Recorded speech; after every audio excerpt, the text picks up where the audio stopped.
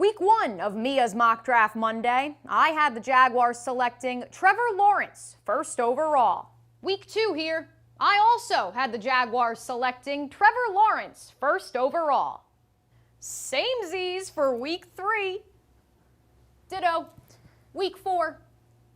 So it probably comes as no surprise, but in this 5th and final edition, I have, say it with me, gang, Trevor Lawrence, first overall to the Jacksonville-Jaguars.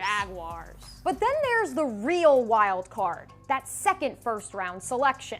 We addressed some of the needs on the defense line at free agency. That was obviously a high-need area for us. We're not done yet. Not to mention 4 of Trent Baalke's 6 first-round selections with the 49ers all played defense. And then there's those analysts that think that the entire top 10 could be comprised of players on offense. That's why I have the top edge rusher in this year's class falling to the Jaguars at number 25, Michigan's KWITY PAYE. Sure, his stats may not jump off the page, but at 261 pounds, he still has that 4.5 speed Meyer loves. I know this pick at number 33 is going to be boring for some of you, but after swinging and missing in free agency, the Jaguars have no choice but to take the second-rated tight end in this year's class here in the second round, Penn State's Pat FREIERMUTH.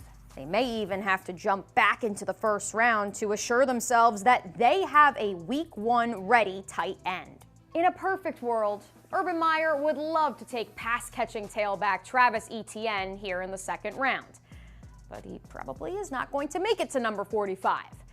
Another former teammate of Trevor Lawrence's is wide receiver AMARI RODGERS. RODGERS doesn't get the publicity that do-it-all gadget receivers like Kadarius Toney and Elijah Moore do, but his 68 catches from the slot were the most in college football last year, and the Jaguars need a slot receiver. Here's a look at who I have the Jaguars projected to take with their remaining draft picks. I go in-depth on each prospect in this week's column at firstcoastnews.com. So be sure to check it out. And of course, tune in to ABC 25 for all 3 days of the 2021 NFL Draft. You really think they're going to take a receiver that high? Just go read the column.